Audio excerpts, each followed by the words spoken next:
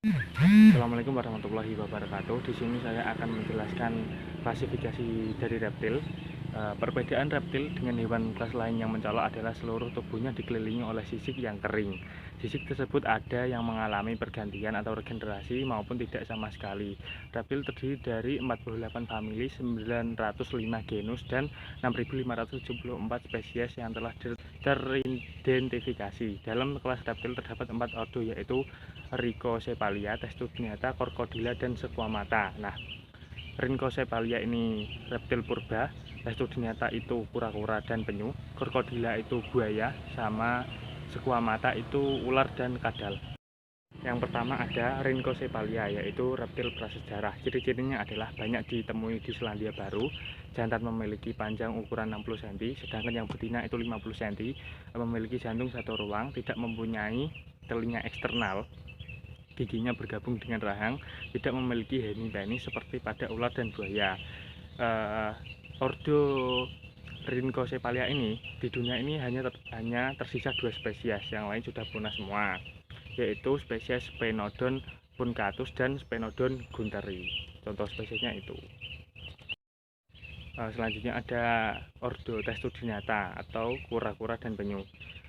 Ordo Testudinata, nama lainnya ada juga yang menyebut Ordo Chelonia, memiliki cangkang yang menutupi tubuhnya, tidak bergigi, tetapi memiliki zat tanduk pada rahang. Nah, cangkang ini tersusun dari sisik dermal yang mengalami osifikasi, yang merupakan gabungan tulang rusuk, tulang belakang, dan beberapa bagian dari gelang bahu. Jadi pada kura-kura dan penyu, tempurungnya itu adalah semacam modifikasi dari tulang belakang sama bagian tulang bahu. Jadi kalau kura-kura dan penyu ini dijadikan fosil, itu tempurungnya masih ada beserta tulang-tulangnya. Cangkang kura-kura tersebut, yang bagian atas dinamakan bagian karapas, yang bagian bawah dinamakan bagian pastron. Nah, untuk familinya saya akan menyebutkan beberapa saja. Sebenarnya ada banyak sekali. Yang pertama itu famili Celidae. Ciri-cirinya adalah lehernya tidak dapat masuk dalam cangkang. Cangkangnya memiliki keping intergular. Nah, contoh spesiesnya adalah Chelonida cordi. Dan famili selanjutnya adalah Geomididae. Famili ini merupakan yang terbanyak anggotanya, tersebar di Asia Tenggara dan Afrika bagian utara, dapat hidup di sungai maupun di darat. Contoh spesiesnya ada Batagur basca. Kemudian selanjutnya ada Testudinidae. Nah, dikenal sebagai kura-kura purba berukuran raksasa, terdapat di Kepulauan Galapagos dan Seychelles. Di Indonesia terdapat di Jawa, Flores, Nusa Tenggara, dan Sulawesi. Contoh spesiesnya adalah Chelonidois nigra. Jadi ini kura-kuranya yang kura-kura udah ada dari zaman purba dulu, hidup sampai sekarang. Ukurannya itu besar sekali, cangkangnya juga besar sekali. Kemudian selanjutnya ada Thrionicidae. Terdapat di seluruh benua kecuali Australia saja. Memiliki cangkang yang lebih ramping, tulang rawan, dan ekornya agak panjang. Lehernya panjang, lubang hidung terletak pada ujung moncong yang kecil dan pendek, disebut bulus atau labi-labi. Contoh spesiesnya adalah Amida cartilaginea. Nah, itu contoh spesiesnya. Tubuhnya ini lebih ramping ya daripada kura-kura lain dan biasa disebut bulus. Nah, bentuknya pipih kayak gitu. Selanjutnya ada famili Chelonidae, mempunyai keping inframarginal yang menghubungkan perisai perut dan perisai punggung. Kaki berbentuk dayung, kaki depan lebih panjang daripada kaki belakang, memiliki hidung yang lebih dekat dengan bagian atas tengkorak, hidup di air laut dan disebut penyu. Contoh spesiesnya adalah Chelonia midas. Nah, ini penyu ya. Jadi kakinya itu berbentuk seperti dayung, itu untuk berenang, untuk memudahkan berenang. Beda dengan kura-kura yang memiliki jari-jari, biasanya berselaput dan mempunyai cakar. Kemudian ada famili satu lagi, Dermocelidae, mempunyai warna tubuh hitam abu-abu kehijauan, persebarannya luas hingga perairan laut yang beriklim dingin. Kaki berbentuk dayung, cangkang ditutupi oleh kulit sebanyak 7 lipatan memanjang, berbintik putih tanpa keping yang jelas. Nah, contoh spesiesnya adalah Dermocel Sariacea. Nah, atau biasa disebut penyu belimbing. Seperti itu. Jadi penyu belimbing itu punya di cangkangnya itu terdapat ada titik-titik putih. Nah, dan cangkangnya itu mempunyai kayak lipatan-lipatan gitu, berbentuk seperti belimbing, makanya disebut penyu belimbing. Selanjutnya ada Ordo Crocodila atau buaya. Ordo Crocodila termasuk Argosauria atau reptil penguasa pada zaman purba, memiliki tubuh yang besar dan tulang yang keras dari bahan tanduk atau disebut skutum. Sisik punggungnya berderet transversal membentuk perisai dermal, sisiknya berbentuk berlunas pada bagian dorsal, bulat pada bagian lateral, dan segi empat pada bagian ventral. Nah, seperti di gambar ini, itu sisiknya berbeda-beda antara sisi atas, sisi tengah, sama sisi yang bawah, sisi yang bagian bawah. Kaki belakang lebih panjang dan berselaput, berjari 4, sedangkan kaki depan memiliki 5 jari tanpa selaput. Kepalanya terletak horizontal di depan tubuhnya, terdapat mata, lubang hidung pada moncongnya, dan lubang telinga di bagian dorsal. Matanya kecil dengan pupil kecil, memiliki membran nictitans yang berfungsi sebagai pelindung mata dan membantu membersihkan bola mata. Nah, selanjutnya dalam kelas krokodila ini terdapat 3 famili, yaitu yang pertama aligator. Aligator ciri-cirinya adalah bertubuh gempal, ekornya sangat kuat, yang panjang hampir sama dengan panjang tubuhnya, moncongnya panjang, dan terdapat gigi pada rahang atas dan bawah. Persebarannya meliputi Amerika Selatan, Amerika Tengah, dan Amerika Serikat, dan juga Cina. Contoh spesiesnya adalah aligator mississippiensis. Nah, itu contoh spesiesnya. Kemudian ada Crocodilidae, memiliki moncong yang meruncing, kedua deret giginya terlihat dengan jelas, kedua tulang rusuk pada ruas tulang belakang pertama terbuka lebar. Contoh spesiesnya adalah Crocodylus porosus. Kemudian ada Gavialidae, memiliki ukuran tubuh sekitar 4-6 meter, merupakan buaya paling akuatik. Paling akuatik itu berarti paling lama menghabiskan waktu hidupnya di air. Kaki yang lemah, tinggal di aliran air yang deras. Moncongnya memanjang dan lebar pada ujungnya, memiliki gigi yang berderet pada atas bawah rahang dan terlihat berseling atau interlocking. Contoh spesiesnya adalah Gavialis gangeticus. Nah, seperti itu ya gambarnya ya, famili ini. Kemudian ada ordo selanjutnya, yaitu ordo Squamata, yaitu kadal dan ular. Ordo ini merupakan kelompok terbesar dengan jumlah terbanyak dalam kelas reptil yang memuat kadal dan ular. Habitatnya beragam mulai dari bawah tanah, pepohonan, gurun, lautan, ekuator, dan arktik. Mempunyai sisik yang terbuat dari bahan tanduk dan akan berganti secara periodik. Selanjutnya ada famili dari Squamata, yaitu Pygopodidae atau disebut kadal ular. Terlihat seperti tidak mempunyai kaki, kakinya berbentuk sisik kecil bersifat vestigal atau tidak memiliki fungsi secara biologis. Habitatnya di atas pohon atau arboreal dan meliang di bawah tanah atau subteran.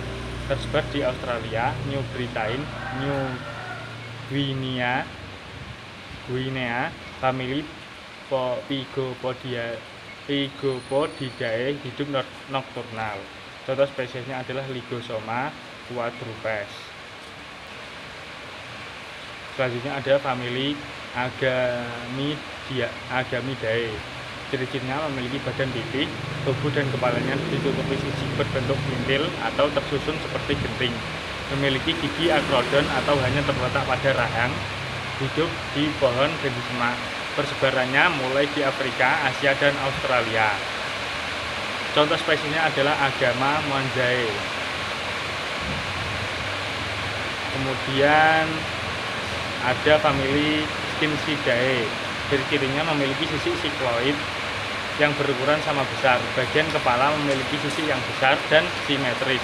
Bedanya tipis dengan papila yang berbentuk seperti belah ketupat dan tersusun seperti genting. Mempunyai bentuk pleudron yang melekat pada sisi dalam rahang, mempunyai pupil yang membulat dengan kelopak mata yang jelas. Ekornya panjang tetapi rapuh. Contoh spesiesnya adalah Eutropis multifasciata, yaitu kadal kebun yang sering kita lihat di lingkungan sekitar kita. Biasanya masih banyak kadal ini. Terus selanjutnya adalah famili Varanidae. Ciri-cirinya mempunyai badan yang besar dengan sisi yang bulat di bagian dorsal, sedangkan bagian ventral sisi melintang. Terdapat lipatan kulit di bagian leher dan badan. Lehernya panjang dan dengan kepal yang ditutupi sisik yang berbentuk poligonal. Bedanya bercabang, tipe giginya pleudron, pupil matanya membulat dengan kelopak. Lubang telinga yang nyata. Memiliki lubang telinga yang nyata. Contoh spesiesnya adalah Varanus komodensis, yaitu komodo yang hidup di Pulau Komodo. Hewan ini yang endemik Indonesia. Kemudian ada famili Gecko-nidae. Banyak ditemukan di iklim yang hangat, dapat mengeluarkan suara yang berfungsi sebagai komunikasi, tidak mempunyai kelopak mata, matanya dilapisi membran transparan, dan mempunyai kebiasaan menjilat mata untuk membersihkan. Selanjutnya ada famili Tiplopidae. Ciri-cirinya memiliki mata yang mereduksi, dikenal sebagai ular buta, kepalanya bulat dengan ekor pendek dan terdapat sisik. Panjangnya kurang lebih 30 cm, hidup di bawah tanah. Penyebarannya terdapat di Asia, Afrika, Amerika. Contoh spesiesnya adalah Argropis muelleri. Kemudian famili selanjutnya ada Phytonidae. Famili ini tidak berbisa, memiliki gigi di bagian premaksilia atau semacam tulang kecil di bagian paling depan dan tengah dari rahang atas. Habitatnya di daerah hujan tropis, panjangnya dapat mencapai 10 meter, tersebar di Afrika dan Indo-Australia. Contoh spesiesnya adalah Python ansietae. Selanjutnya ada famili Elapidae, merupakan ular berbisa jenis neurotoksin, yaitu bisa yang menyerang sistem saraf dengan tipe gigi proteroglypha. Pupil mata membulat karena merupakan hewan diurnal atau aktif di siang hari. Panjangnya dapat mencapai 6 meter. Contoh spesiesnya adalah Ophiopagus hana, yaitu ular king cobra. Famili selanjutnya ada Viperidae. Ciri-cirinya adalah memiliki gigi tipe Selenogypha dan bisa jenis hematoksin yang menyerang darah. Bentuk kepalanya segitiga dan agak lebar. Kebanyakan hidup di gurun dan ada juga yang hidup di iklim tropis. Penyebarannya hampir di seluruh dunia. Contoh spesiesnya adalah Vipera berus. Selanjutnya ada famili Acrocordidae, merupakan ular akuatik, memiliki sisik yang sangat kecil, berlunas dan kasar. Kulitnya agak longgar dan kendur, hampir tidak bisa bergerak di darat karena kulitnya kasar itu tadi ya, berarti. Ekornya memipih. Contoh spesiesnya ada Acrocordus javanicus. Selanjutnya ada manfaat reptil. Nah, reptil ini selain memiliki keberagaman jenis yang sangat banyak, juga dapat dimanfaatkan, yaitu yang pertama sebagai hewan peliharaan, yang kedua sebagai obat, dan yang ketiga sebagai kerajinan kulit. Yang jenis reptil yang dapat digunakan sebagai hewan peliharaan adalah seperti topeng, kemudian ular piton, terus kemudian ada iguana, bunglon, kayak gitu ya, yang banyak dipelihara. Kemudian obat, yaitu ada ular kobra, ada ular sanca, tokek, kadal, dan kura-kura. Ular kobra dapat menyembuhkan penyakit hepatitis, asma, eskim. Ular sanca dapat menyembuhkan gusi bengkak, gigi berlubang, dan ambeien. Tokek dapat menyembuhkan penyakit kulit ekstrim. dan batuk berdarah. Kadal dapat menyembuhkan penyakit bronkitis. Kemudian kura-kura itu lemaknya bisa dijadikan minyak, dan minyaknya itu bisa dibuat untuk perawatan kulit.